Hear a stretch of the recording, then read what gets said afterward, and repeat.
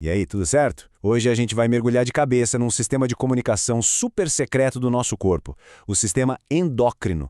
É uma rede, nossa, fascinante. Ela coordena, assim, em silêncio, praticamente tudo o que acontece dentro da gente.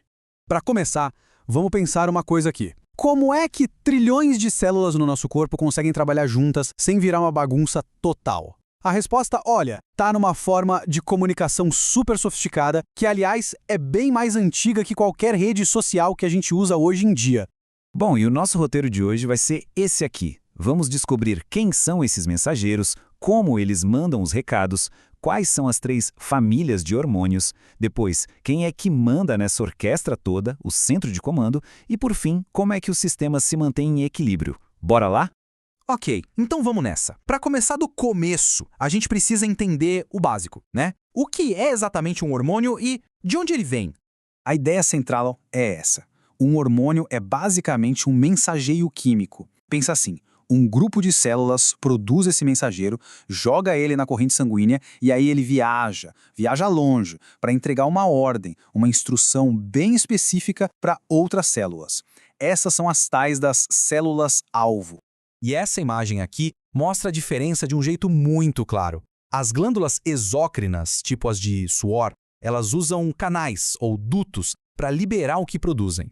Mas as glândulas endócrinas, que são as estrelas do nosso papo, elas são diferentes. Elas não têm dutos. Elas simplesmente liberam os hormônios direto no sangue. E é por isso que a mensagem consegue chegar tão longe. Agora, uma coisa bem legal é que nem toda mensagem hormonal é tipo uma ligação interurbana, sabe? Existem diferentes alcances para essa comunicação. Olha que interessante isso aqui. A gente tem 3 tipos principais de sinalização. A endócrina é a clássica, né? O hormônio viaja pelo sangue para chegar num alvo bem distante. A parácrina já é mais local, age ali na vizinhança, afetando só as células que estão do lado. E tem a autócrina, que é basicamente a célula mandando um bilhetinho para ela mesma. É isso mesmo.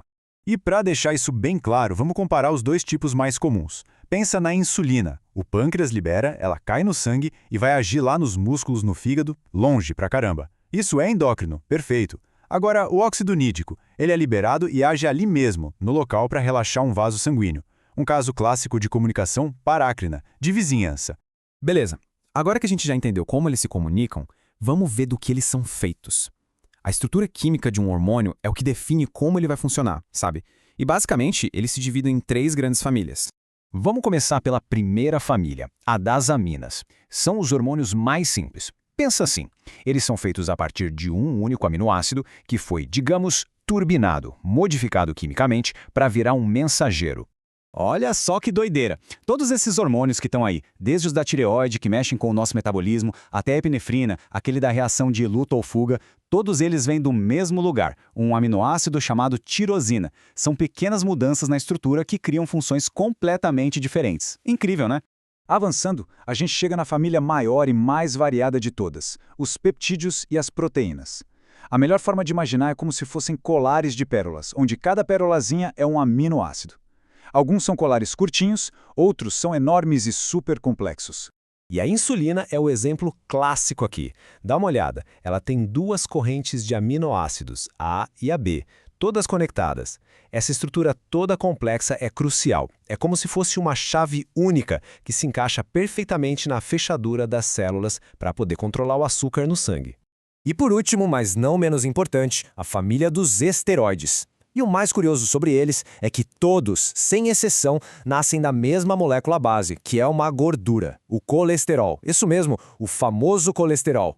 Essa imagem aqui é fantástica. Ela mostra direitinho como a molécula do colesterol serve de massa de modelar para criar hormônios com funções tão diferentes. Pensa só, o cortisol, do estresse, a testosterona, o estradiol, todos vêm daí. A natureza é mesmo uma química de primeira, né? Ok, a gente já conhece os mensageiros, mas quem é que manda em tudo isso? Como o corpo sabe a hora certa de liberar cada hormônio? A resposta, por mais incrível que pareça, está lá no cérebro. Isso aqui é tipo um mapa do nosso sistema endócrino. A gente vê a tireoide ali no pescoço, as suprarrenais em cima dos rins, o pâncreas, tem um monte de glândula espalhada. Mas o chefão de todas elas não tá aí no meio. O comando vem de cima, lá da base do cérebro. E aqui está o centro do poder. é o hipotálamo, que faz parte do cérebro, conectado diretamente com a glândula pituitária, que também é chamada de hipófise. Essa dupla é a ponte perfeita entre o sistema nervoso e o endócrino. É como se o hipotálamo fosse o CEO que dá as ordens e a pituitária é o gerente que repassa essas ordens para todas as outras glândulas do corpo. Vamos ver como isso funciona na prática, nessa cadeia de comando. Imagina que o hipotálamo percebe que o metabolismo está meio lento. Primeiro passo, ele libera um hormônio, o TRH. O TRH viaja uma distância minúscula até a pituitária e fala: "Ei, libera o TSH". Segundo passo, a pituitária obedece e solta o TSH no sangue. E o terceiro passo, o TSH viaja até a tireoide e dá a ordem final. Pode liberar T3 e T4. É uma cascata, uma coisa levando a outra, tudo perfeitamente coordenado. Tá, mas o que impede esse sistema de, sei lá, acelerar para sempre e sair do controle? Como é que o corpo sabe a hora de pisar no freio? A resposta para isso é um mecanismo super elegante chamado de loop de feedback. O loop de feedback funciona mais ou menos como o termostato do ar-condicionado. O produto final de todo aquele processo, ele manda uma mensagem lá para trás, para o começo da linha, avisando: opa, já tá bom, pode parar de produzir. Ou, em casos mais raros, acelera aí que a gente precisa de mais. É um sistema de autocontrole. E aqui a gente tem os dois tipos. O feedback negativo é o mais comum, ele é o freio do sistema, buscando estabilidade. Quando os níveis de T3 e T4 no sangue aumentam, eles mesmos avisam o hipotálamo para parar. Já o feedback positivo é o acelerador. É mais raro e acontece em eventos específicos, como o parto. A ocitocina causa contração, que estimula mais ocitocina, que causa mais contração, num ciclo que se amplifica até o processo terminar. Então, no fim das contas, desde como nosso corpo usa energia até o nosso humor, crescimento, reprodução, tudo isso é regido por essa conversa química incrível, silenciosa, que está acontecendo agora mesmo, a cada segundo, dentro da gente. E isso tudo deixa a gente com uma pulga atrás da orelha, né? Se os hormônios comandam tanta coisa do nosso mundo interno, da nossa biologia, do nosso comportamento, até que ponto a gente está realmente no controle? Onde é que a química termina e o nosso eu começa? Fica aí a reflexão. Valeu por acompanhar a gente nessa.